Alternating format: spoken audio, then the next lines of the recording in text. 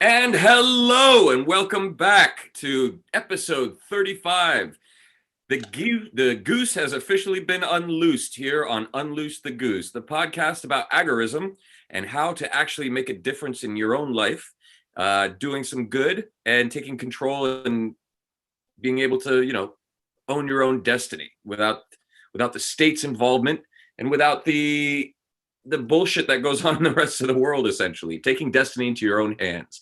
Tonight, we have Nicole Sauce and Jack Spirko and myself, Xavier Hawk, and we're going to be discussing how to get off your ass and do some shit. Not just theoretical, agorism. We're sitting on our asses talking about people getting off their asses, right? Just yes, this is true, point taken, but we are all doing things to some way, shape, or form. We've all taken control of our own destiny. We've all decided that no matter what's going on in the grander world at large or with politics or whatever, even despite my dalliances in 2020, I think that we're all moving towards a destiny that we can say, I have done everything to the best of my ability to make my life great. And, this bleeds sort of over into, self-help and a little bit of entrepreneurial coaching. It bleeds over into cryptocurrency. It bleeds into permaculture and food production and meat production, animal husbandry, building, homesteading, all of these topics sort of rolled into one to kind of have a holistic view of living here on planet Earth in 2021. So, like we said, today's topic is, how to get off your ass and actually do some things. And what I think we'll cover is a little bit of all of those different topics that I just brought up. We'll touch a little bit upon entrepreneurialism. We'll touch a little bit upon mindset and coaching in that regard. We'll touch a little bit upon homesteading and permaculture. And we're definitely going to talk about some cryptocurrency. But I think the biggest topic at hand, the one the most relevant to us at this time, is censorship, right? Because we were removed off. Canceled. We were canceled. That's right. Canceled right off of the YouTubes. The thought police came in and said, we don't like that topic. Vaccine passed. Blah, blah, back, beep. So I think it's because we said the word vaccination. So just vaccination every episode from here on out. And we said passport at the same time. Yeah. That was bad. Yeah. That was wrong thing. And we said we were not going to get one. That was even worse. Yeah. I think the 1984 thought police came rolling right out on that one. But everybody here so far has had some sort of cancellation on social media? I think it's sort of like a badge of honor at this time. Yeah. You're not working hard enough if you don't at least get paused or kicked out of something or thrown off something. That's as near as I can tell. That means you're doing your job. I kind of feel cheated sometimes. I don't really use Facebook anymore except to try to get banned. And when I post something that's like really juicy, I'm like, they put the little warning label up or whatever. It's like, I didn't even get Facebook jail. Yeah. Like, come on. Come on. I have created a hashtag Zuckercock. It's starting to trend and they still won't ban me. I think I'm shadow banned. It's so disappointing. It is. So what's really interesting is running an app and learning how shadow banning works. I figured out how it works. So how does it work? Well, basically, if you get reported enough times, then in like Facebook and in Telegram, Twitter, whatever, not Telegram, but some of these other ones, there could be a automatic shadow banning thing. Which what happens is you can post, you can do everything that you want to do. It's just nobody really sees you, and it's sort of like you're just posting into a chamber cell, basically, and you think that everybody gets to see you, and so you don't go create a new account to try to fake and get around it. You just think you're there, and so you keep doing it. And I was like, oh, I understand. We haven't done that. No need to. There has literally been no negative violence or pornography or anything, untoward on the FireOn app, which has been great. We are still in beta, so everybody's somewhat reasonable. We haven't let the cords in yet. But that's sort of where we're at. But I did get kicked off of Facebook for a period of time. I think that was like your butt's still not on Twitter.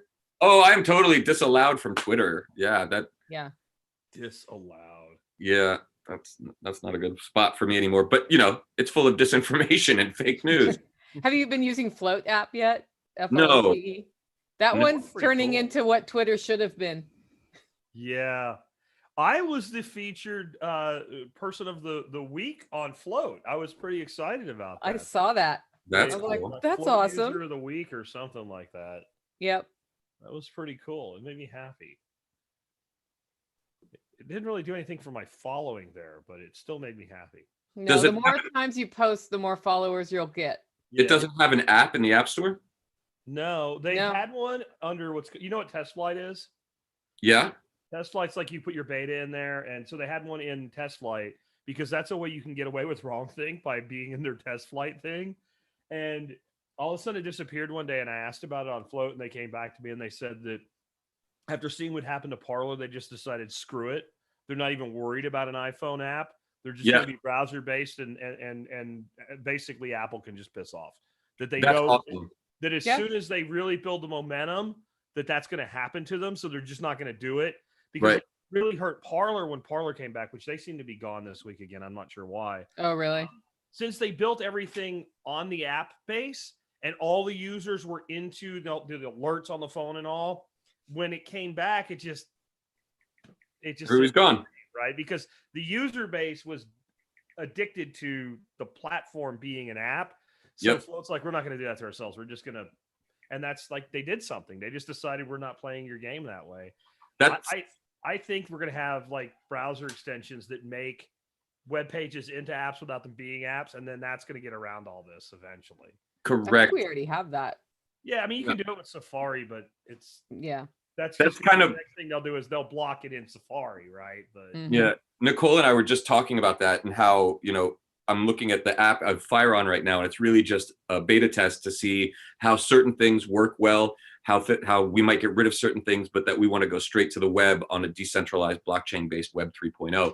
Never can be removed, you know, like there's no central server hosting the platform. Yeah, I think that's where everybody has to go. I just had the dude from D-Buzz on my podcast today, and that's kind of what they're doing, but more in the Twitter format. Like yours is more like communities and things like that, where you can have groups and what have you. And theirs is like just kind of the straight like Twitter, Parler, Float model, but they're built on the Hive blockchain, and like, take it down, go ahead. Like, I mean, that's, and you know, one of the things we talked about is like, there's certain things you do have to get rid of, like child porn or something. And I think the person who did that should probably be buried in a hole in the ground. And it's probably from the FBI, by the way, too, if there is child porn being circulated. But other things like you shouldn't be able to should not be able to censor people.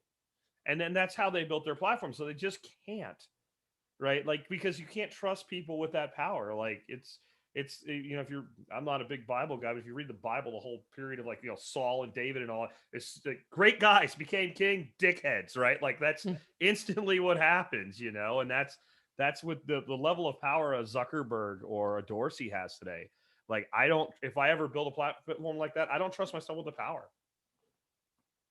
That's right. That's how the architecture for us we're working on is, so that it's, you know, basically like Switzerland. There's 10 people in charge, and each one of them rotate out every so often, you know, on a rotating schedule. So the power's not consolidated in one place. You'd be surprised how many patriots are really passionate about that sort of an idea now, which I think is actually a cool thing that's happened in the past 2 years. Limit of power. Yeah. Like one of the things I thought was cool on what D-Buzz is doing, and I don't know how it works, but this is a feature apparently. So like, if you follow me and you like what I do, and you think, you know, if Jack blocks somebody, they're probably a complete dickhole. It's probably not because he disagrees with them. It's probably because they're a spammer or a scammer or something like that. You can basically clone my block list.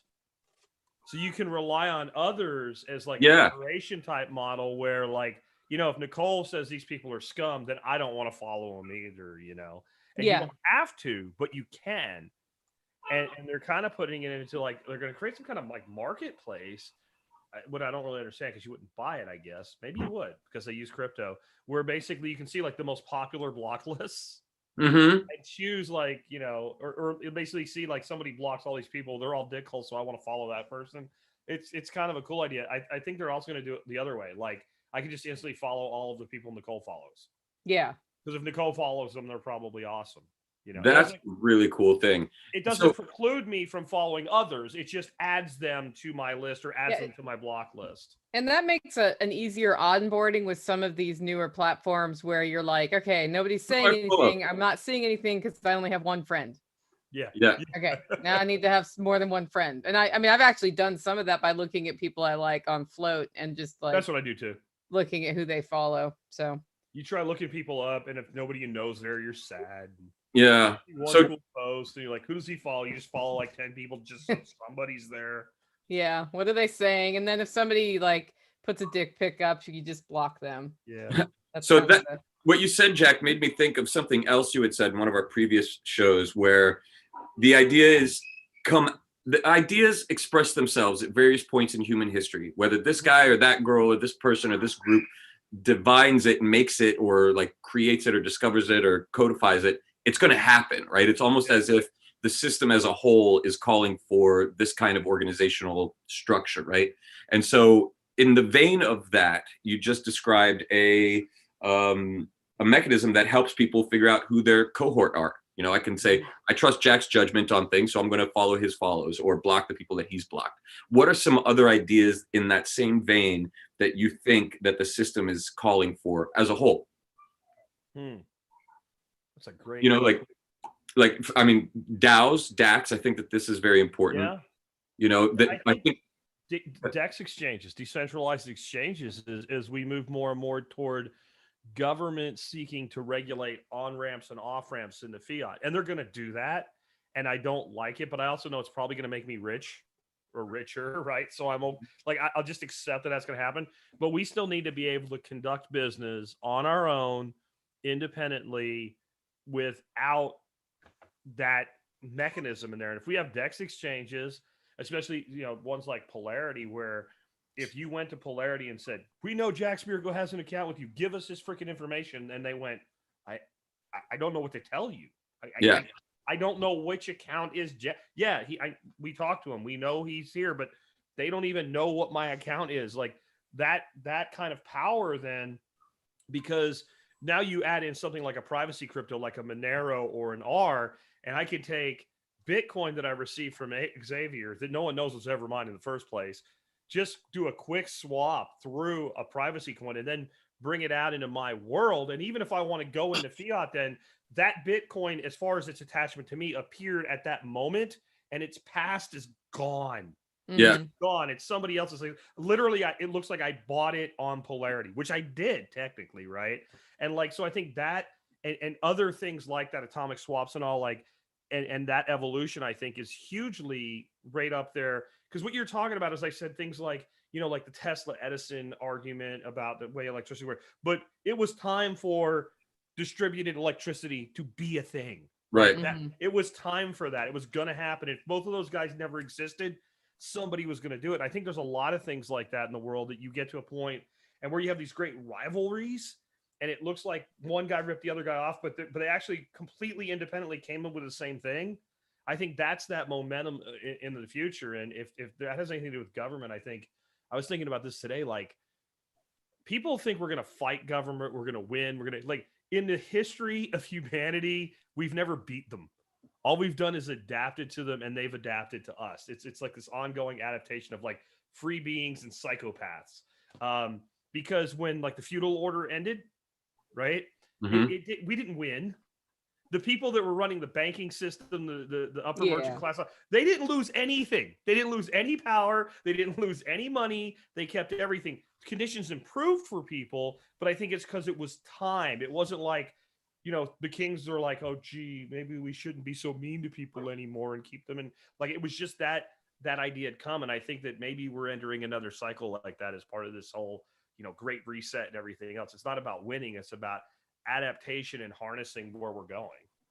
Well, and it's interesting how decentralization is accelerating in so many different sectors right now, where general acceptance of decentralization and ability for normal people to integrate that into their lives, where it kind of seemed hard 30 years ago to decentralize some things that are centralized.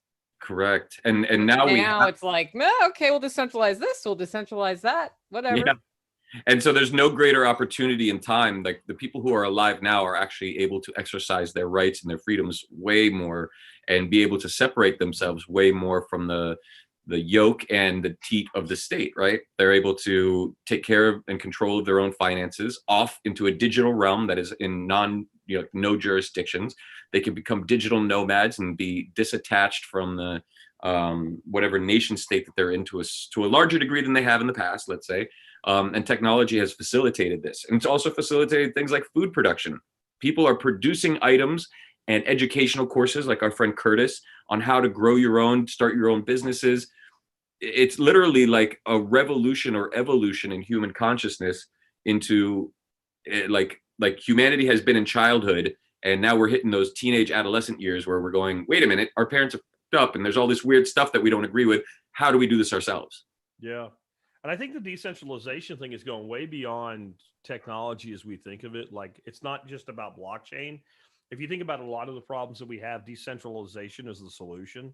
Mm-hmm. So you mentioned like Curtis and agriculture. So like there's actually a market for decentralized agriculture now. Yeah. Not tokenized, but just not part of the 9 companies that own 99% of the stuff that's in every grocery store. Like, the very fact that it's not part of that central system is a selling point. Or if you look at energy,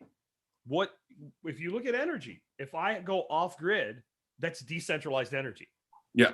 And all of these problems that we have with control and smart meters and, will they let me do this or whatever, that's all solved through decentralization. In fact, I would say that almost every major, I don't want to say every because I'll miss one, but almost every major problem that humanity is grappling with right now, the solution is in decentralization. And that doesn't mean centralization itself is bad, but forced centralization or total centralization. So we can have like little pockets that are like centralized user groups, and then they federated, but if they can't break off and do their own thing, then we have captivity, right? Yeah, correct, because humans are greedy, and that's the problem with capitalism, and that's the problem with Marxism. That's just the problem with Earthism. You get any sort of power consolidated in one location, and people tend to abuse it, like you just said earlier. Like, as soon as you become king, you become a dickhead. and there's this notion out there that monopolies are required in certain situations, like utilities, right? Yeah. Because it's so important to the survival that survival of people, or they're going to depend on this, that a monopoly has to exist there, right? Monopolies in the people. Yeah, and they tend to become. I can't think of one example where that's actually true. And so then when people try to bring that argument into healthcare, which is what they're doing in the US now, right? It needs to be a government-run monopoly because it's people's lives at stake, and that's the only entity you can trust it with. And now we have vaccine passports. Wait a minute. How did it work? Why is it not working better then? Because we keep adding more government to it, and it keeps not getting better. Well, and so I've always found it preposterous that the things people most need are the ones that are supposedly most in need of a monopoly. Yeah. So like, if I'm providing a true need to humanity, I have power because it's a need, right? Like, since you need it, and if there was 10 that you could choose from, and then I'm 10% of all the choices that you have, that's a lot of power with a need. If there's one source of a thing that's a need, it's ultimate power. It's unlimited power. It is literally the ability to say, Xavier, we don't really like you. You're an agitator, so no liver transplant for you. Go die. Right? It's literally that level of power. And people say, "Oh, that'll never happen." Man, anybody who says anything will never happen is just, you've never read a history book and you've not paid attention to the last year. Like, you just, I don't like to be this way, but there are people where I just go, too stupid to talk to. And when somebody says, like, that'll never happen, like, the earth is flat. You put your mask on and there's your sign. And we're done. It's already happening. Double mask. Already mask, happening. Put the big anal swab in your ass and waddle off and just, I can't do it. I'm done. Yeah. So how then, okay, so we have the understanding that monopolization and centralization of basic needs creates monsters, and then you can dehumanize people and turn them into two-legged walking cattle. And some people fit the category, evidently, which is very disturbing. How do we counteract that? We have each started our own businesses, trod our own path, and played by our own rules. And I say if we were like cattle in the yard, you know, and they try to throw a yoke on us or whatever, we'd be the ones that'd be like, get the fuck off, you know. I'm busy grazing, motherfucker, you know. Like, Moo. yeah. Yeah, So, I've like, always said be the pig, not the cow, man, because Yeah. the cow, like, you can literally. I don't know if you know what a cattle guard is. A cattle guard is this thing. I'll say for the audience in case they don't know. Like, you go to these cattle ranches and there's a gate, right? But you don't want to keep the gate closed all the time. You don't want the cows getting out. So Yep. they put these pipes that are Yeah. spaced out where if the cow tries to walk across the pipes, his foot falls in or her foot falls in, it hurts, so they don't do it. Well, once they know what it is, you can literally put a new gate in and have a road going through it. If it's paved, you can paint black and white stripes. And when they Wow. see that, they're like, nah, fuck that. That's a cattle guard. That shit hurts. right. And they won't walk through it. Yeah. Try that shit with a pig. Yeah, it does not work with a Right. pig. A pig will test that. Like, they learn an electric fence and they stay away from it. But every once in a while, they're just like, Try for good measure. right at the Still hair work- of my chinny chin, right? I wonder. Yeah. And shit, it's still on. But this, if they touch that thing and some grass got up on it, it's like, hey guys, we're out of here. And in one generation, they go from pink to looking like wild pigs again. And, you know, there's like 4 million of them in Texas. And Yeah. we need to be the feral pig, not the cow. The cow, like, cows actually, like, once they're conditioned, they like to be milked. And if you think about it, I think of the, they do. They're like, oh, this is They have to be milked, moo, actually. moo, Yeah, they moo, do. right? We've bred them so they have to be milked, or they're, Yeah, they're like they, they you just don't just utter leave this, the like, calf this thing on where them. they require taxing, right? Yeah. You know? Welcome to Unloose the Goose, where we teach you how to be pigs. Right. Yeah, Not exactly. cattle. No, but when I Not look at cattle. the American cattle, they look to me far more like the cattle of the Maasai, right? Not Mhm. only are they milked, but they're bled. If you've Mhm. ever watched like documentaries on the Maasai in Africa, they won't kill a cow because it's worth too much money. So they knock a little hole in the side of the cow and they bleed blood out of the cow and they mix it with the milk and they consume that because they get the protein and the supplement Wow. the blood, but the cow doesn't die. That's the American citizen today. Oh, it's just a little hole. It'll Yeah. be okay. You know, It's just one mask. It's Oh, just now it's just two masks. one mask. It's no big Yeah, deal. I think the only Already got one on.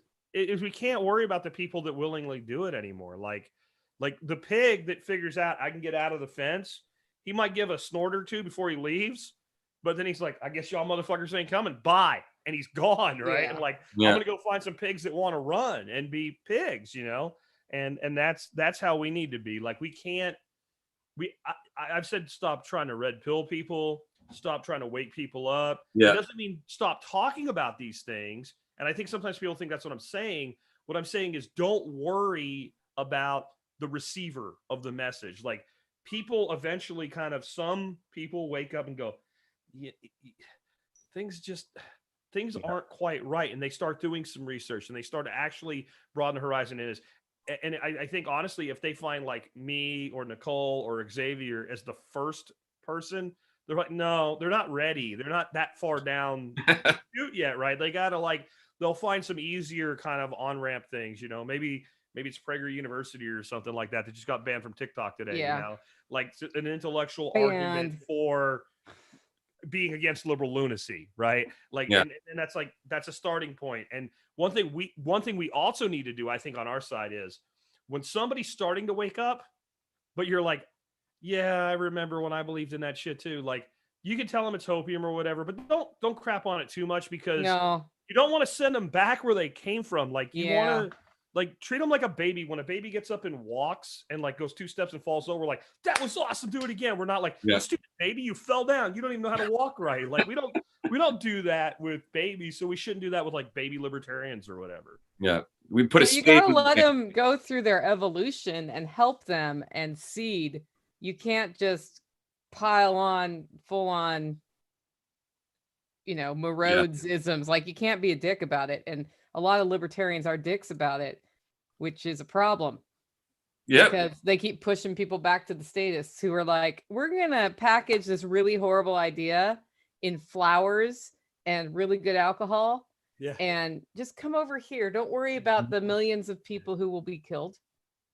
Yeah, it's okay. But those people It's are okay. in every cohort, every group, every ideology. There are people who have become like self-appointed guardians of it, and then they become dickheads, and like it's in every. It's like it's almost as if we were tribal creatures, and anybody outside of tribe were not welcome. They So- say that like what separates a libertarian from being an anarchist is about 6 months. For me, it was about 3 years. Yeah. And what caused it was anarchists Yeah. telling me what a stupid fuck I was for being a libertarian. And looking back at it now, a lot of their arguments might have been factually correct, but they weren't helpful. No. Right? They weren't helpful at all. So I've tried to remember that and not be that way with people. I can be hard on people, but you're heading in the right direction. I kind of want to bring you along. I don't want to try to save anybody anymore. I think it's one of the things we have to stop doing. I wonder how much energy, So many monetary, people waking up. physical, mental, emotional energy is wasted trying to drag the dead out of the grave. Like, Oh no, they're rising out of the grave at this point. We've got could- Gen Z, Gen Y, whatever generations are going on. They're all like conspiracies. They're educated on like all that stuff that was odd to people 5 years ago is now like mainstream. And the amount of consideration people give to every possibility now is like monumentous. And so the brighter we shine, the more sterling examples we are of that self-responsibility, accountability, leading our own destiny, building a world worth living in. Like that becomes super pure signal amongst the sea of noise. With all the AI and data mining, if it's as true as people say, and I'm not sure that it is, but I don't doubt that it is. Do you think maybe that's part of why they're so vindictive with the censorship right now? Like, it's not just about steering an election or whatever. It's like, holy shit, this whole group of 20 somethings that we used to be able to distract with a Kardashian's ass are actually starting to wake up. Yes. Right. I mean, like, there's a whole generation of young men, and I don't necessarily think they're making the right decision, but I understand it, that are part of what they call the Met Gal movement, which is men going their own way. Right. Like, they're just like, they'll date or whatever, but they're not getting in a long-term relationship. They're not having kids. They're not getting married. They're not becoming fathers because a lot of them grew up and saw what the family court system did to their fathers. And they're like, I ain't doing that shit. Like, that is maybe not the right opting out, but it's a huge opt-out movement. And I think that maybe they're terrified that if this continues, are we decentralizing humanity? Like, where people just start to say, like, because if you think about it, like when I was a kid, if you watch the news, it was ABC, NBC, or CBS. It was all the same. Right. And you watched whatever one your grandfather liked the anchor man on. And you had generations of cardboard cutout people who had standard deviation, but there was not this oblique frickin', outlier class to a large degree as there is now.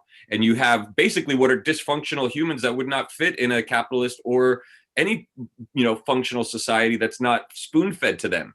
And so you have an entire dependency class, a dependency generation. And when all of it's coercion, the only thing that will work is inspiration at that point. And we're getting to that point in my perspective, which is why I brought up the question in the first place about, a time for things. And I think that this fundamental idea of inspiring people into a positive future, not one based on pushed by, manipulated by, coerced by fear, but like the carrot rather than the stick, right? And I think that's all this decentralization is bringing that, because people are like in a free market going and finding the best options to use the best decentralized exchange, which is the best cryptocurrency, and they're crowdsourcing their intel from people on TikTok or on forums or on, websites and apps like Firon and Float now and all of these different ones. It's like, the crowdsourced intelligence will bring the best solutions rather than like an AI telling you this is how it has to be, human. That is how it has to be. I think one of the things we underestimate is how scared people are of freedom, like real freedom. I know. And it's hard when you have decided, okay, I'm going to be free, which means it's a choice. Even if I am put in a 4 foot by 4 foot by 4 foot box that I'm never allowed out of, which would be very uncomfortable, I can be free in my mind in that box. It's a choice. And people who have had years in a situation like that, who come out with their sanity intact, chose to be free in that box.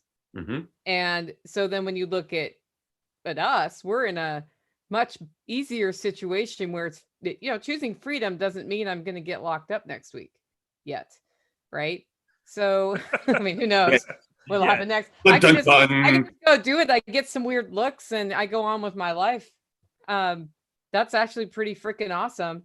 But the consequence of that decision is if I get really sick and haven't thought about how to take care of myself, or if I make a decision that means money isn't coming in next week because I burnt all the coffee beans or whatever it is, that's my fault and I have to deal with it. And that is what they're afraid of when they think about, well, you can't just, it's two things. You can't just let people do whatever they want because they'll poop in the creek. That's the one thing. Or Welcome to Unloose the now Goose. if I where we're poop in the teaching you- creek, I got to clean up the creek, right? So it's all Yeah. about pooping in the creek, but it's scary. And so when we have people just starting to go that way, but you can tell they're afraid and then you squish them because they're afraid and you ridicule them, they're not willing to face down their fear. So this is why I've taught preparedness for years, though, financial, economic, goods and having your physical material needs met, because then it removes a lot of fear. People think that we teach prepping out of a place of fear. That's just not true. I mean, I was going to say a bad word, but it's not true. It's just not what preparedness is about. Preparedness is about removing fear. So the average person is 1 to 2 paychecks from poverty. So when they go talk to their boss and their boss threatens their job, they cower and they do whatever the fuck they're told. Yeah. Now, if a person has enough financial reserves to pay all their bills for the next 3 years without raiding their retirement account, and their boss threatens them, they probably tell them something like, I was looking for a job when I found this one. Mhm. And that person either ends up finding a better job because that ends it, or that boss backs the hell off because they're actually good at what they do and they realize, okay, this tactic's not going to work with this person. Either way, that person's better off. Well, just turn that boss into a bureaucrat, right? So Yeah. like the reason people cower and do everything they're told, the reason people are like, oh, please give me another stimulus check, is because they're terrified of what their life is without being put on the tit and taken care of. Like Nicole saying, when she was saying that, the first thing I thought of was the meme, and it's the two little kids, and they're like back in a corner terrified, and there's like a little fuzzy bunny rabbit on the ground. And somebody years ago did this. The kids, they just said Americans, and they labeled the rabbit freedom. Mhm. And that is how people are terrified of freedom, because they have to be responsible for themselves, and they're also afraid of what others will do with it. And I mean, it's a roundabout way again there, but it's why I'm such a fan of Bitcoin, because Bitcoin is what freedom looks like. Because with fiat currency, you don't get any say, but there's people who can print more money at will and literally take the value of your money when they do that. That's new money gets its value by sucking a portion of the value of the old. That's inflation. Bitcoin, no one gets to do it. And that's scary because when things are short or whatever, we can't just print more and bail you out with it. But it's empowering because, well, I can't steal Xavier's value from his Bitcoin. I can't do that. I can't just go, you know what I'm going to do? I'm going to just and make like an extra 10 million Bitcoin and suck half the value out of everybody else's. And I think that's why a big part of why I'm so enamored with cryptocurrency. It's more about the liberation component, even if it's not being used, through DEX exchanges and privately, even if it's in the public, at least you still can't steal my fucking money. Yeah. And it's so incredible to me how, like, even in one of our chats, somebody was like, I just got my first cryptocurrency. And I was like, Yay. yes, good, yeah, congratulations. Like, more of that, right? Learn, like, not me, but people tend to spend time on their their imagined story of themselves, and they live within the boundaries of the confines of that story, right? And it takes so much effort to actually change your configuration or your story, and to put will into it and change your habits and your daily activities. And instead of using your credit card all the time, sit and spend 40 minutes and watch videos, read, learn how to use it, and try it out, and then get more comfortable. Coinbase is still available for all the newbies. Like, you can buy all the kinds of cryptocurrencies that you would want at that stage, and then learn about the DEXs, learn about the different exchanges that are out there, how they work, what are the benefits of each cryptocurrency, like dive into it. Because as Jack was talking about Bitcoin, I'm like, oh gosh, there's a lot of problems with Bitcoin in that regard too. You know, it still wins. It's oh, still yeah, a winner. I'm going to tell you guys, like 100%. that's your financial reserve. I don't care what the problems are. Agreed. But my point that I'm trying to get to is operational security. You don't prep because you're afraid that the government's going to collapse and come take your shit, or that the world's going to end. You have operational security, like the same reason why I learned survival and bushcraft, because I can walk anywhere and know no matter what happens. And this happens to people who are really intelligent, right? Not that I'm all that intelligent, but the idea is when you're intelligent, you know all of the threats that are out there. You know that you don't know everything, right? And so you walk around with a sort of humility and a sort of humbleness that, like, anything could happen, you know, like if I'm not paying attention and have situation awareness, a bus could hit me. Like you are aware of the threats, whereas people who are cows, you know, tend not to. They're just sort of like blah blah blah, talk about, you know, Joe and Frank and all of the crap that we get into, and not have any consideration for all of that. But when you have a modicum of understanding that there is so much going on that you're not aware of, then you want to have as much operational security as possible, or at least a response that you can have for the world around you. Learning bushcraft, learning homesteading, learning how to take care of yourself, learning how to run a business, and spend that willpower and that energy to learn, right? Learn how businesses work, learn how to not do tax avoidance, but, you know, what is the phrase you use, Jack? Status jujitsu. Yeah, status jujitsu. There you go. Right. So you can use the system that's built there to your benefit, right? Well, I mean, it was all done by lobbyists, and they did it for rich people. So you should start behaving like rich people, acting like a rich person, thinking like a rich person. I've been listening to a lot of Michael Saylor stuff lately on Bitcoin, and like one of the things he said, and I was thinking, this has got to be like, for me, it was like, yeah, I knew that, but boy, that's kind of profound, putting it that bluntly. But I'm just thinking, for a lot of people, they have to struggle with this. He basically said, right now, holding cash is a liability. It totally is. It's a liability, even if nobody's going to take it from you. He didn't mean it that way. It's due to an inflation rate, a real inflation rate of about 15%. Yep. So if you're a small, you know, typical person that lives paycheck to paycheck, and maybe you're lucky to have $1,000 in the bank, and at the end of the year, that 15% inflation means you got devalued by $150. It sucks, but it's not going to destroy you. But if you're Apple computer and you're sitting on $100 billion in cash, you effectively have $100 billion in cash. You have a $15 billion annual outflow of shareholder value. You're literally losing $15 billion a year in shareholder value. You can't keep doing it. And I think that's why a lot of this stuff, like you talk about, like a time and place where things have to happen, like we're there, like they have wrung out the value of the dollar for so long that now I just feel like they're like, yeah, screw it. It was a good run. We might as well just get whatever we can on the way out. And so there has to be some place to go. There has to be some other option. And if you look at it right now, what would you have done 30 years ago? If you, I'm not talking about us. I'm talking about people that are sitting there with like, gee, I got to do something with, you know, even 20 million, 30 million, $40 million. They would have said, well, gold, silver, art. I'll go art, or I'll go buy commercial real estate. Yeah. And I'll borrow against it. And as it keeps going up in value, I'll keep borrowing money, and I'll never pay any taxes. I'll have constant cash flows. I'll have tenants pay for it. And I can go buy 30, 40, $100 billion worth of real estate. No problem. Are you going to do that today? You're screwed in the ass, because everybody's doing what we're doing. They're doing Zoom meetings, and they have burned out the monetary energy of commercial real estate. So you can't go there. What are you going to do? Put it in euros? That's no better than dollars. It might be Bill Gates, you buy farmland.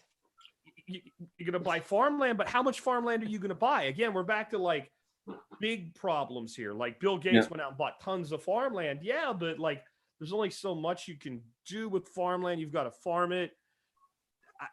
I don't think there's a place for this money to go. I've got two thoughts. Nicole, do you have anything you want to say? Because it might take me a minute. Go. Okay, so number one, there is a scary bit to this whole cryptocurrency thing. I tend to believe in echoes of time, cycles, right? Like we're in the 20s right now. It's crazy to me to say that, but we're in the 20s. And this feels like the run up to the crash in the early 20s, the 1920s. But I think it'll happen in the crypto space. And I think it'll happen this way. There's so many people using wallets like Nexo or different X exchanges where they're staking their coins and taking and borrowing against it, all on automation. And they're going and putting it into different cryptos and it's riding and everything's going great for everybody right now. It's all awesome. Everybody's happy. And then when it starts, somebody takes out a whole bunch, you know, or the price drops, and then all of a sudden, all those people who have loans can't cover their loans for all those different crypto exchanges, and the price just drops, and everybody's going to scream and shout and drop out of windows and try to put their money into different coins, stable coins, and those will go up in price. The whole fucking thing will be destabilized. What do you do then, Jack? That's why you should be mostly in Bitcoin right now. That's where the money's going to run to. That's where it's already running to. Who's staking against Bitcoin? Right. I mean, one of the things I think people need to understand here, like what you said is totally valid, X. I completely agree with you. And I don't know of another currency where this is happening. We have institutions that have gone to the big mining farms and they have contracts and they're buying that Bitcoin before it ever touches the market. They're buying every single coin that's being sold by that mining farm. Yeah. And we have multiple institutions doing this now where literally it's like the mined coin is no longer even touching the market and they're going into long-term hold pattern. Yeah. So what you just described is a crisis. So when a crisis happens, people run to a stable asset. Well, a stable coin is not a stable asset because it's anchored to a currency with a minimum 15% inflation burn rate. So you can't go there. Gold is fundamentally limited because it's heavy, it's bulky, it's a pain in the ass. Even though it's limited, you can still get more. There's a lot of gold left in the ground that you can, so it's got fundamental problems.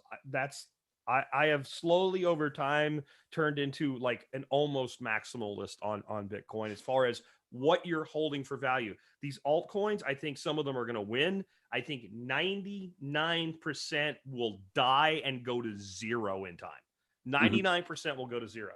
You're going to have a use case scenario. It's valuable because it trades for this much on an exchange. It's going to have to be, it enables this thing that nothing else enables.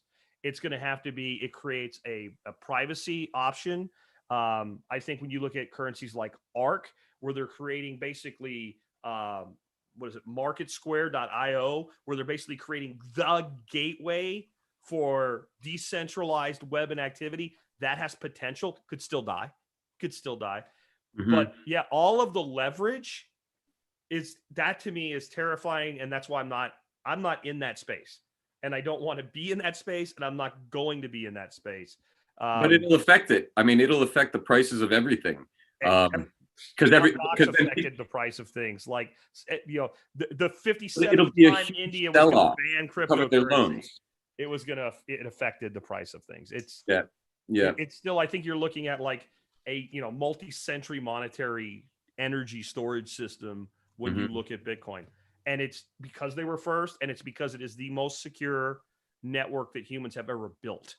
Right. So it won't matter. Like all of this shit can crumble around it. I'm not going to say it's not going to tumble the price for a while, but it might actually drive it straight up as the shit falls apart. Like, so when all the .coms imploded, I remember that Google went up. Yeah. Amazon went up. Facebook went up.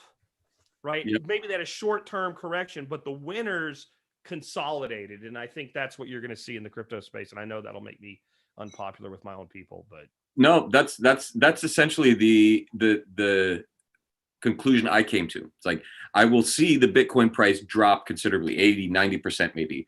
I will see all of these altcoins shake out. Like, it's going to shake everything. And then you'll see the ones that people will be like, after all of the dust clears, people are going to be like, oh, this is what's important. This is what doesn't work. This is what does work. And this huge speculation game is going to be kind of played out. Everybody's going to be over it. And then they're going to get back into it strictly for like the actual utility of what these things can do, how they function. Right. We already did that. It was called 2018.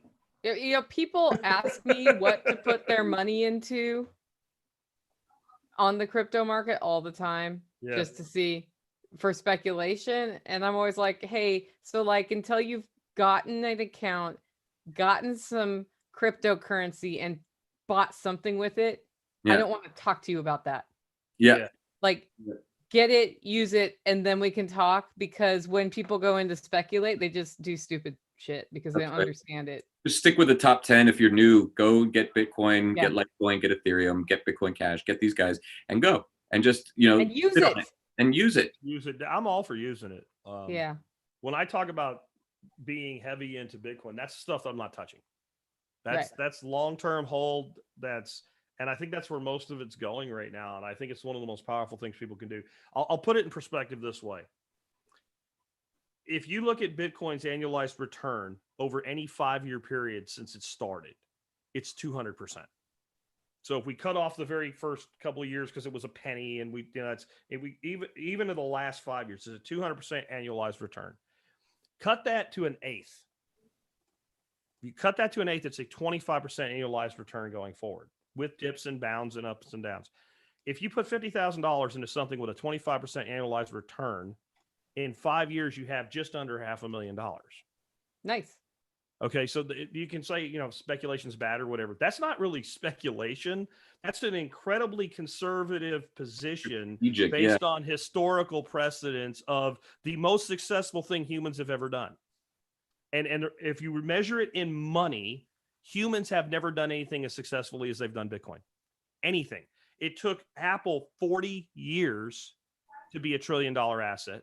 It took Amazon 25 years to be $1 trillion asset. It took Microsoft something 30 some years to be $1 trillion asset. It took Bitcoin 11 years. And that's something that we have to stop pretending that's not a thing because, you can't buy a scone with it, because Square solved that problem. Coinbase has solved that problem.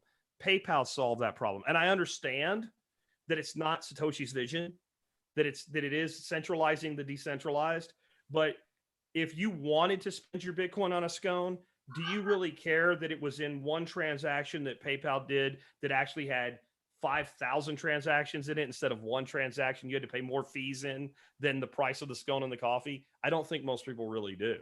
And we have to start okay, we mock the cows, but we need to plan our future based on what they're going to do. And they're going to move. And when they can go to Square and go click, oh, gee, I get Bitcoin Cash back. And then they learn about that. And then they can buy a little Bitcoin. And then they can realize, hey, this is better than my bank account. And I know it's dumb as shit to hold your Bitcoin in Square where you can never take possession of it. Yes. I don't care. That's still a money wall that drops. And then that money goes in there. And then that drives the price up. We've got the corporations that Michael Saylor's working with. They're not going to be putting money in this thing for 6 to 30 months is what it's going to take them. The big companies, public companies, they have to get 35 people sitting around a conference table multiple times over a year to do an easy thing. And then they all do this. Boy, we're really fast at what. Well, look how agile we are. We did this in a year, and so it's all coming, guys. It's all coming in. So. Oh, dude, I'm running an experiment with the county of South Florida in a South Florida county. Let's just put it that way. They're going to to replace their permitting. And I know you love permits, Jack, permits and licenses and all of that. It's super inefficient what they're doing because they have many boroughs or areas in their municipalities all under the same county, and all of them use different systems, and it's so inefficient, and people show up with paperwork, and it's just super bad. Same with DMVs, and we're going in and we're saying we can solve all of this with NFTs, and they are like, the whole world has opened up. So if you all out there think that what China's doing, for instance, is really horrible, and it is the time for these kinds of decentralized blockchain sort of technologies and underlying architecture to our civilization. And it becomes a sort of Nikola Tesla versus Edison and who's going to win based upon what kind of future you're going to have. If we don't build one or build some that are to our benefit, then we're going to live in systems that are definitely not. And the people like us sitting up here talking with each other and sharing the ways we live and how to, make the best out of our lives, there's not going to be any more of that. It's going to be the predators and the prey, the farmers and the cattle. No more, buffalo. And so that's why we're doing what we're doing, is we want to educate, inspire, empower, and give you tools to move into that future so that, we don't end up an endangered species. And just to highlight how fast this is happening, I pulled up my app on my phone that lets me put fiat money from a picture of a check into my bank, which I've been at since I was 16 years old. It's actually a credit union, tiny little credit union Credit in union. Oregon. You know what it's called now? A mobile wallet. Oh, yep. I'm like, what's this? I have a mobile wallet now. So they're going there. They're going there fast. Oh yeah, the Chinese are doing it. I mean, they have the social credit system. Literally, That's if you do not, so no, but it's true. And I have this discussion with very smart people who are like, this is the devil. This is the worst thing ever. And I'm like, we need to do it. Like, we need to do it. And we need to own it. And we need to control it, decentralize it, so that nobody can decide what those boundaries and rules and cultural norms are other than the people who are using it. Because if we do not learn how to use the tools will be used against us. Yeah, I read an article while I was at Jack's workshop about Chase already implementing social credit scores in their loan making decisions. And I have not had time to verify if this is true. I just read the one article, but that's kind of freaky. Yeah, I think that if you're going to do something like this in a private sector thing, then what has to go away is the whole idea of a score, and rather a classification, right? So like, or something, some sort of almost like a social taxonomy, right? So how do we form relationships as human beings in real life, IRL, right? We find common core belief systems with people. Values. Right? We decide, I like Xavier, I like Nicole, and Sal, he's a dick because he doesn't show up for shows, right? So then like he gets defederated at the last right? minute. Yeah, Sal. No, I'm just kidding. We love Sal, but we like Sal too. But maybe we have somebody we talk to and we just like, I don't like this person. So if we have a score on somebody, then we're saying, okay, they have an 88. What the fuck does that mean? That means that whoever's in charge decided they got a B+. Yeah. Right. Based on their subjective interpretation of what a good person should be. Well, that's total bullshit, because what that does is give massive power to whoever controls that mechanism. But if we have a thing where like I can basically look and go, Xavier always pays his bills on time. Well, I don't give a shit if Xavier likes to smell skunk ass. If he pays his bills on time, I will render him a service, especially if I don't have to go to his house and deal with skunk smell. So in that instance, the only thing, and that's like a credit score, right? A regular credit score. The only thing I really care about is when you borrow money or you receive a service where you pay after the fact, do you pay? So if we had a system that does things like that in other walks of life, that might be usable and have utility. And then I know I can trust Nicole. Right now, I know I can trust Nicole because I know Nicole. I've met Nicole. We've worked together for years. But what if I just today came to Nicole's website and she's like, if you send me cryptocurrency, and I know damn well if I send cryptocurrency to somebody that it's gone, right? There's not much I can do about it, that she's going to actually send me this really awesome, expensive coffee. How do I know that? Well, because I know Nicole. But what if I don't know her? Well, if I can quantify this with these testimonials that Nicole's coffee is great, it always gets shipped on time. If there's anything wrong, she fixes it. They're not just like, Nicole just went, hey, Mike's a good name. Mike said, Mike from Tennessee, right? Like that Mike from Tennessee is a real person. All of a sudden, the testimonials on a person's website mean something. So I think there's like so many things we can do with that to where I can make a judgment about a person as to whether I want to associate with them, trust their information, do business with them. And there's things like this. I just wonder if we can tokenize it or do something that makes it more accessible. Yeah. When the COVID shit went down, I can't remember the guy's name, but there's a dude from Yale, and he was like, hydroxychloroquine works, zinc works. I can't believe I have to say this. I can't believe people are censoring me. And when I looked this dude up, it's like all his credentials were through the roof. It's like one of the most prominent epidemiologists in the world. But then there was this score, and I don't remember what it's called, but his was like 180 or some shit like that. And I'm like, what does that mean? And it turns out if you're a researcher and you do research papers, your score goes up when other people cite your research in their research. And this dude had like one of the highest ratings of people that are alive. Because if you're like big time and you die, yours keeps going up, like Sigmund Freud or Albert Einstein. Their score's like 1,000. Right. But of living people, he was one of the highest in the world. He was rated there. And so immediately I was like, not just because I agree with his assertion, but clearly this guy's not some quack. He didn't go to like, Albuquerque U correspondence school to get his medical degree, right? You Like can trust this the guy's veracity of legit it. as shit. Yeah. And I think we can do that with other things. And maybe you're right. Maybe it needs to be done privately and as swiftly as possible, because once the government installs that system, if there's no, you're back to a monopoly, right? You become cattle, and you become easily manipulated, and You literally get an ear tag with a number in it. And then they give you extra scores for whatever reason they want to. correct. I interviewed. You live in our housing system, you get 10 extra points. I interviewed somebody from China in their social credit system, and I was like, so, because I talk about how horrible it is, and I'm like, so what is it like? Is it really, is it good? Is it bad? And they said, I can't complain, and they meant it. I can't complain. That's literally it. They can't complain, and you can't do anything about it. And if you don't like the way it is, tough shit. You have to live in that kettle or that cattle range or however it works. So that's why we implore you to get off your ass and do some things. Learn how to garden. Learn how to make your own power. If that's something that, there's a lot of people out there who that becomes their passion, and that's what I'm seeing this kid on TikTok who's actually making Tesla towers, and he's just a genius. He's a total oddball, but he's got all of these experiments in his backyard, and it's literally like towers in his backyard and electricity arcing. And it's like, there are people who are doing some incredible things out there. And you have the tools now. Like, you can go online and learn anything pretty much under, like anti-gravity, which has been censored everywhere. But if you want to build your own homestead, you want to learn how to get water there, there's freaking towers that collect rainwater out of the moisture in the atmosphere now. So we have all the technology to decentralize, to take control and ownership of our own destiny, to have our own little colony, in the midst of the herd.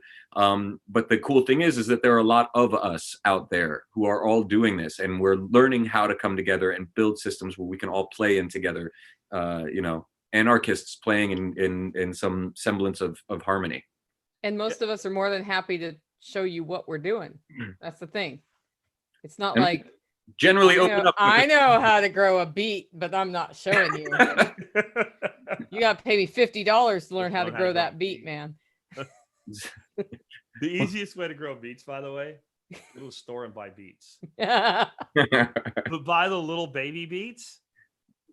Okay, then take them home and stick them in your fancy little aquaponics system, and they start growing. And then you eat free beet greens for like 3 months, and then the little beet turns into a great big giant beet, and then you eat that beet. There you go. That's how that's how you get more for less, right? Let us turn up the beets.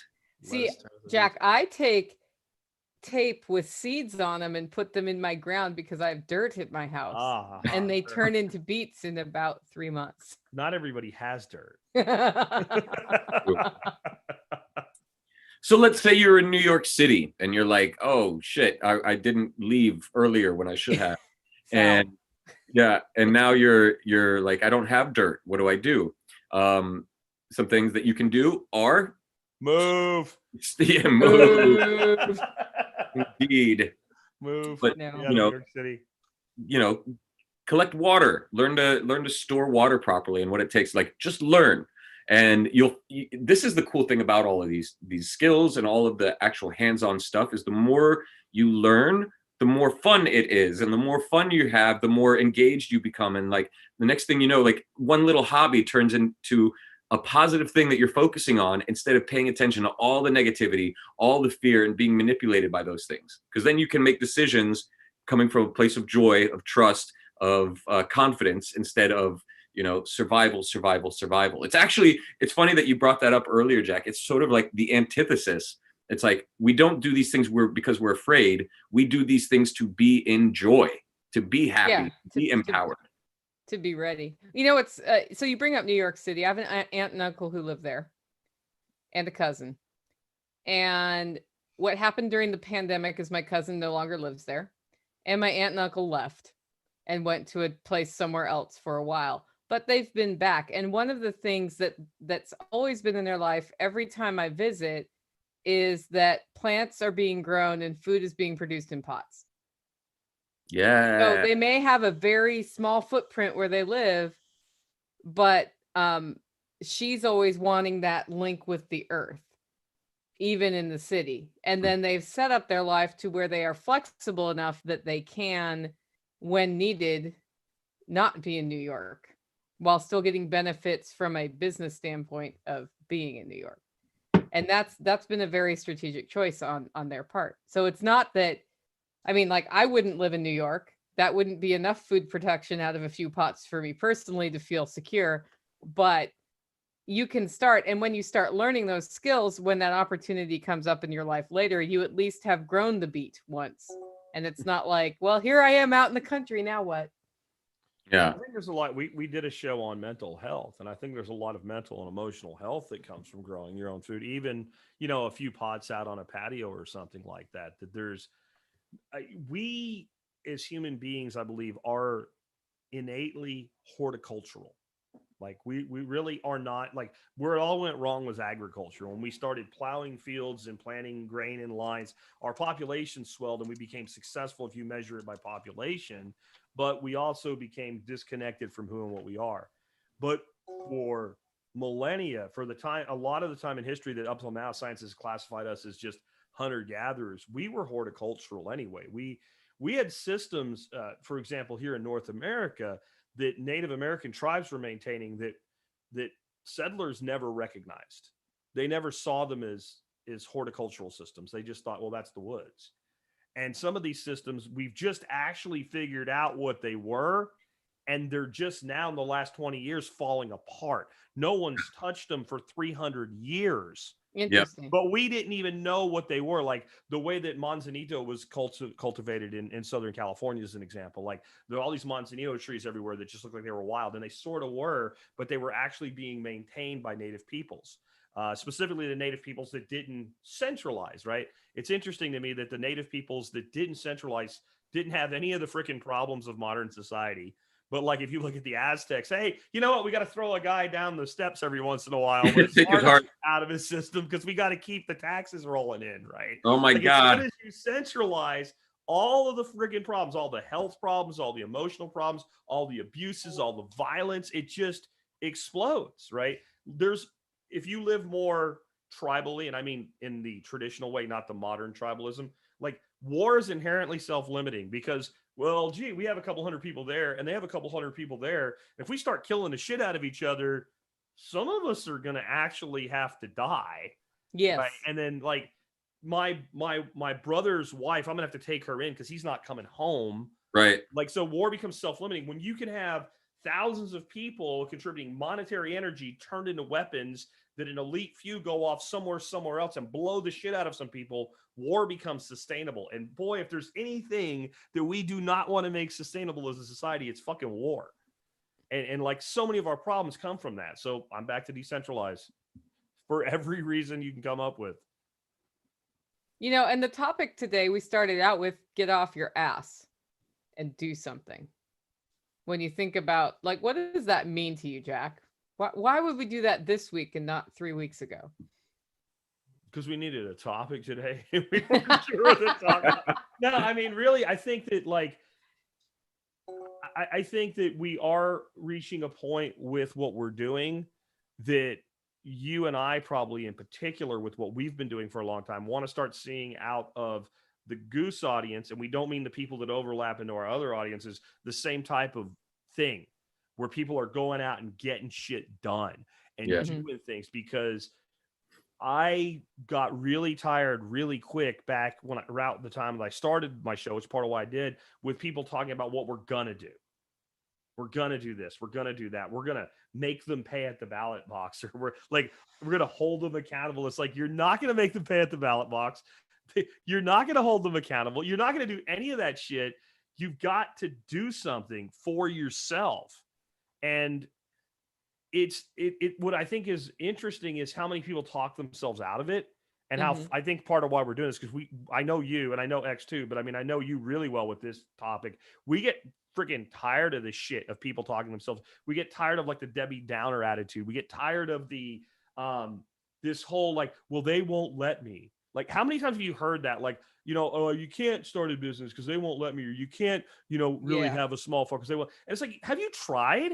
Who won't let you? Who won't let specifically? you? What are you talking about? There's thousands of people doing the very thing you say you can't do. They made going off grid illegal. Stop reading yellow journalism headlines from freaking Mike Adams, who's a piece of scum. Like, stop reading this shit. Stop like taking this headline about one county in Florida totally out of context and thinking, oh, they made off grid living illegal everywhere. What the hell are you talking about?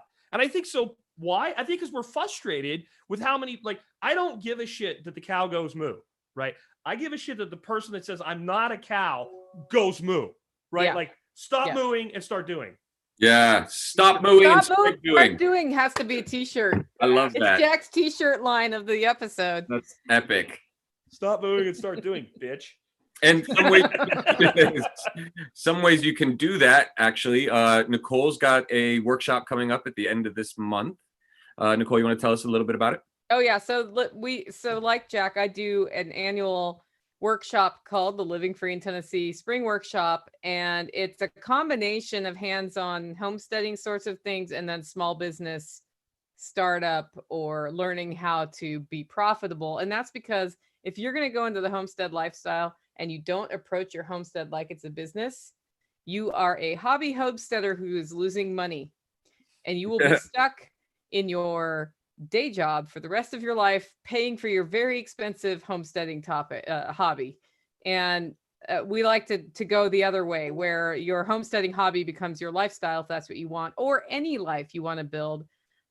So I do it once a year in April, the last weekend of April. We've been sold out for a while, and I'm pretty sure at this point anybody on the waiting list isn't going to be there because nobody is canceling this year.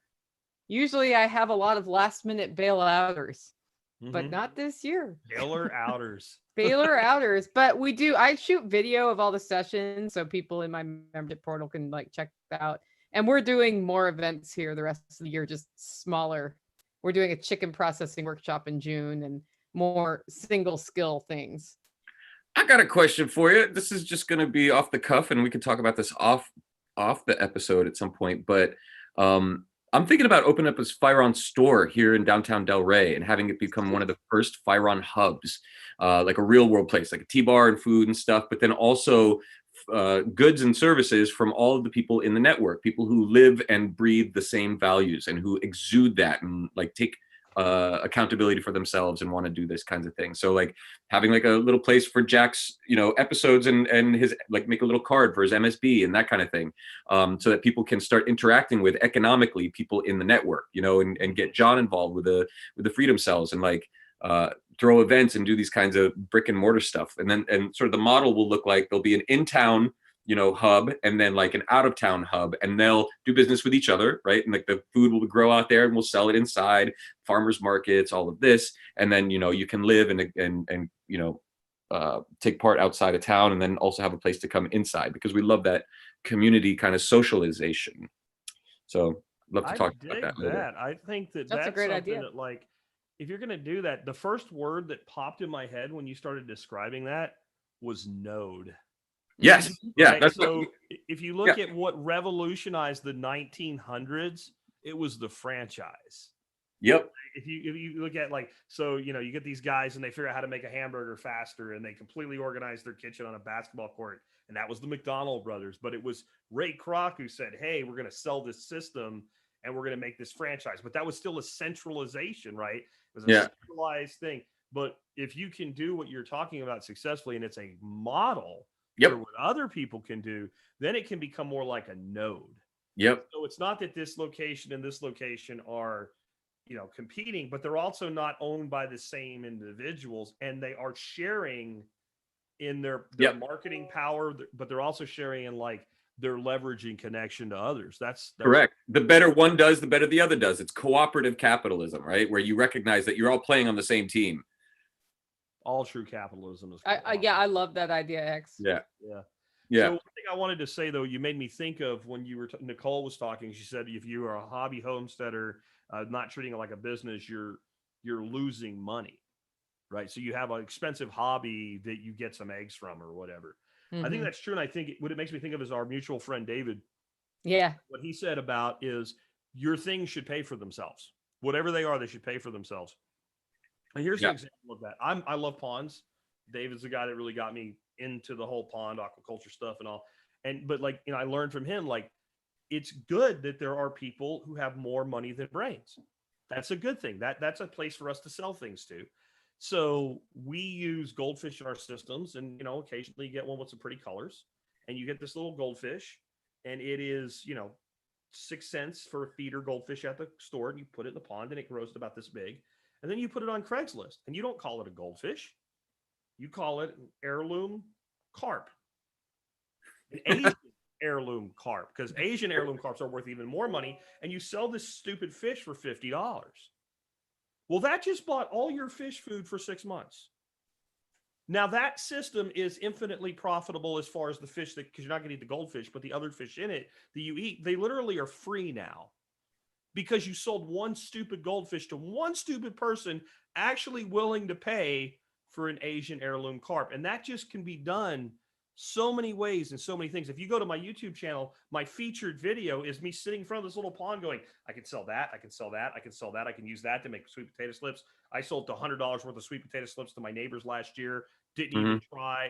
It's all pocket money, but it's all money that, okay, now that little pump that sits in that pond, it goes, that cost me like $5 a month to run. It's free. Right. It's now free. And if you want to do something like these systems you're building on your property, I don't think you should only judge, I put $300 in it and I got $500 worth of food out. I think that's great. But now, how do I make the $300 go away? How do I make the $300 not cost me anything?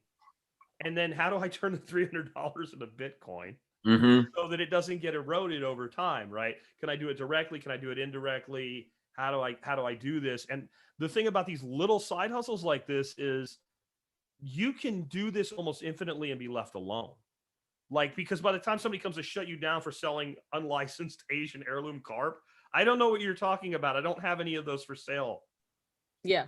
I wasn't supposed to. Oh, some guy bought a carp for me, whatever. Like, I didn't know that. Goodbye. Like, you're not big enough, right? So you're decentralizing your side hustles, I guess, is when you're doing it. Like, so like anyone that they come after, what are they going to do? You have to stop doing that.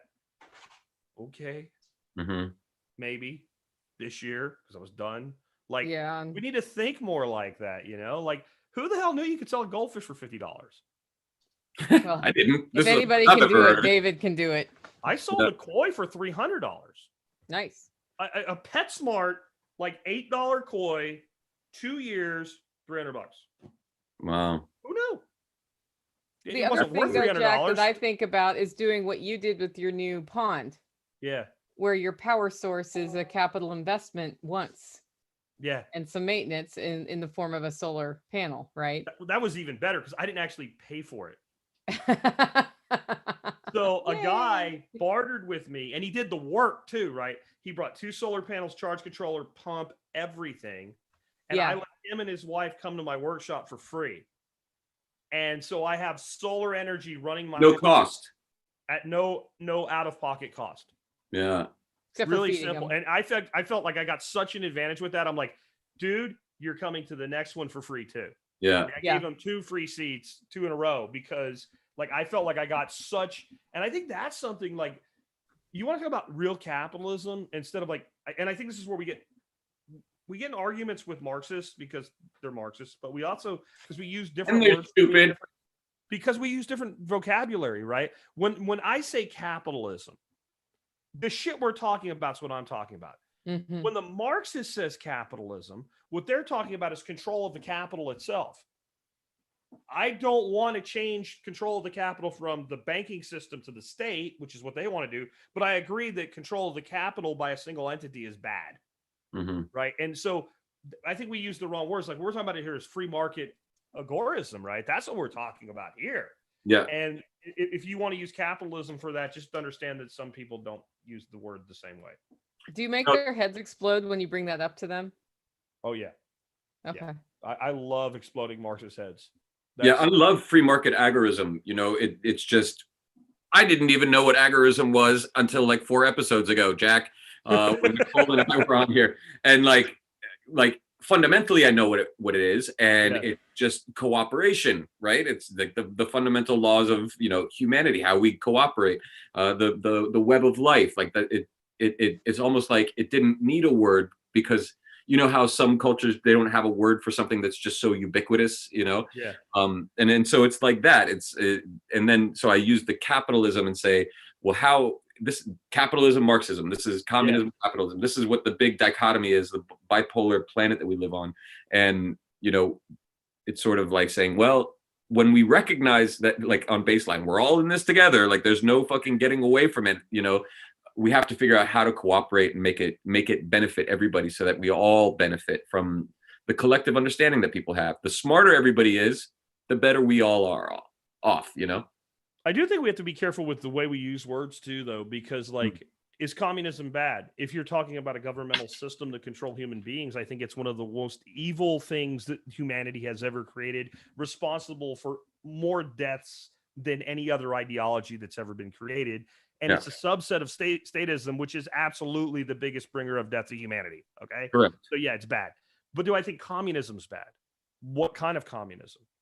When a bunch of people get together and share a burden in a voluntary status, that is communal.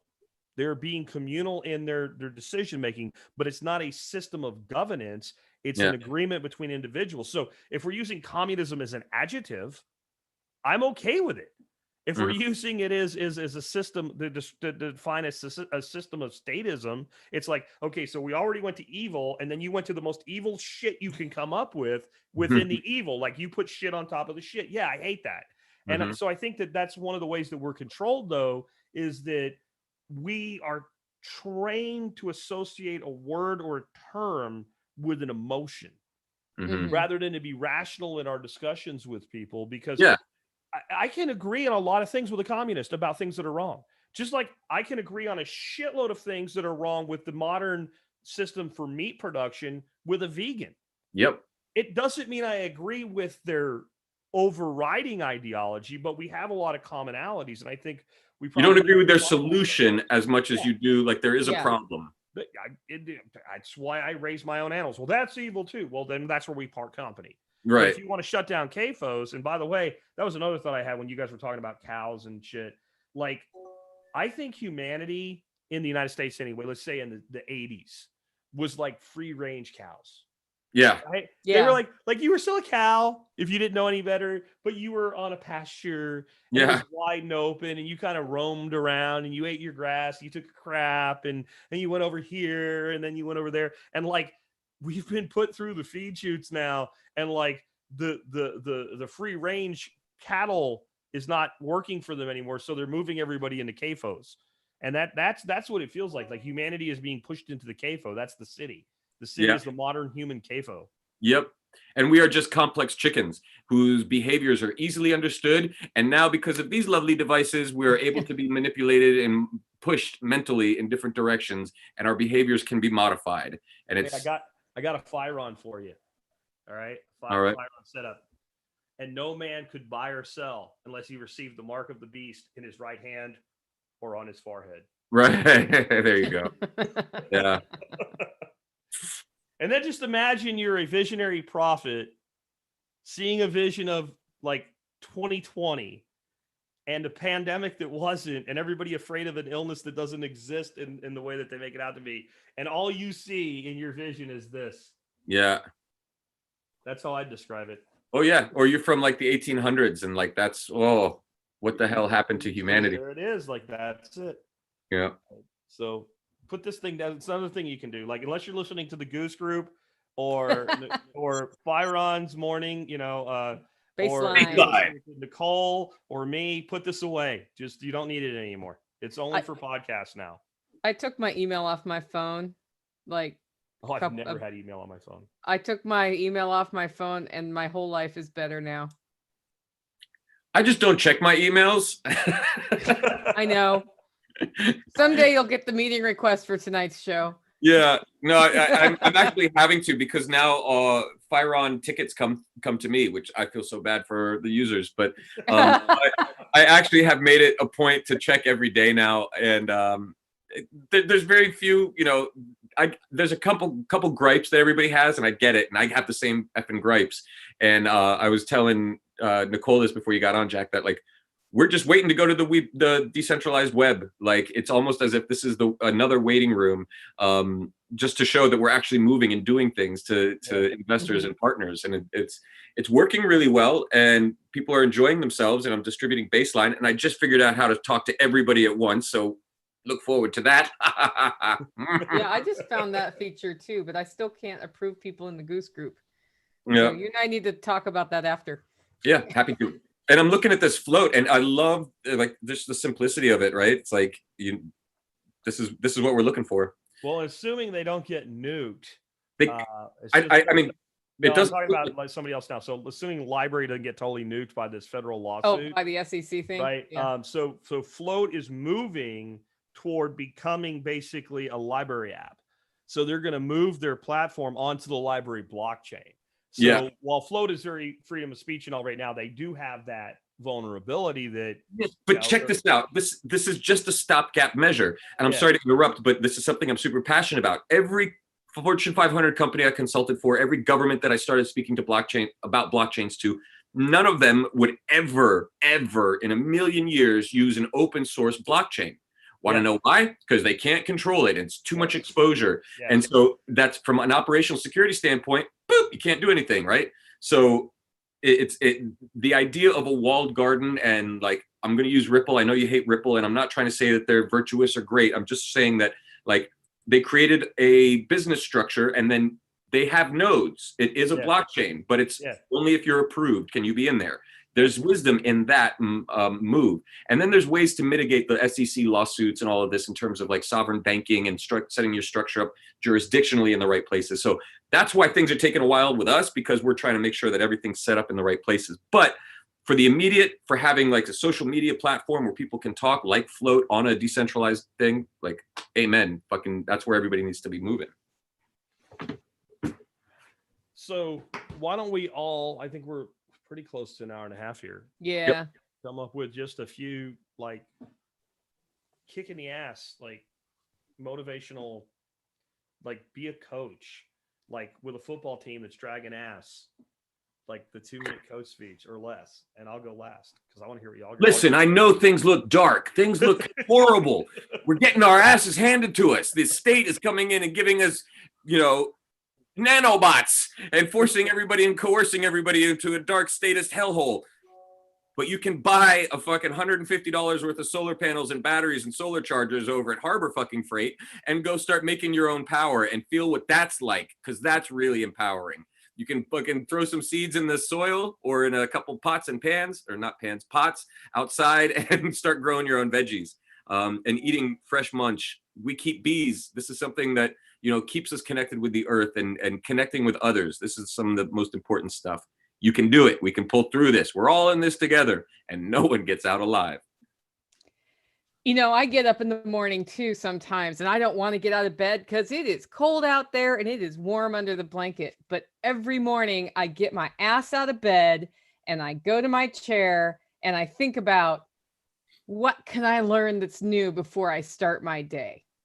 I know it seems like a really simple thing. And sometimes when you've lost a spouse to death, or one of your children is really sick, or you think you're going to lose your job next week and you haven't prepared for it financially, it's scary. When stuff like that happens to me, I'm scared too. That doesn't matter. Get up, go to your chair, find something new to learn, spend 15 minutes making yourself better, doing something different in your life. And by this time next year, you're going to be telling me a very different story. Woot, woot. Awesome, both of y'all. And I got to say, when X started, I thought he was going into the Newt Rockney speech from the Dipper movie. It was almost the exact same first like opening line, and I was like, "Is he going to take it back over?" Yeah, and he did. Like, so you crushed it. I agree with both of y'all. I'm gonna be a little bit softer version of Jack for this one. I'm gonna be the older, fatherly football coach with this, and it's gonna resonate with one of the Miyagi Mornings episodes I did this week, and it kind of fits in with what Nicole was saying, and that is, start turning your routines into rituals. And what I mean by that is, we have things that we do every day that we have to do to get things done. You know, I have to get up every day and I have to go let the ducks out, or they'll sit in there and they'll bake in the heat and they'll die. I have to give them water. I have to drink coffee so that I don't choke the living shit out of people. Like there's all these things I have to do every morning that are part of my circadian rhythm. Circadian means about a day. And that's, you get up kind of the same time, you do some things, and you get into that routine. And routines are good, but they also become mundane. And what turns routine into ritual is think about why you're doing what you're doing and what you're actually accomplishing. So like when I dump all my tubs that have water in them for my ducks to swim in, I think about the fact that I'm actually watering and fertilizing trees that are growing food for me. And when I fill the next tub up, I think about the fact that I'm getting that ready for the next day.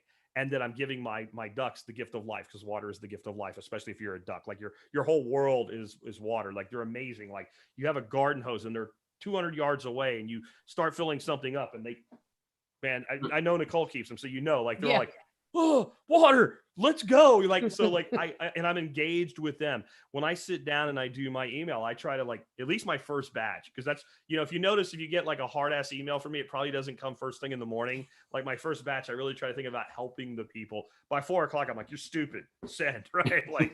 But try to have those things in your life that are routine, but you actually understand the meaning behind them.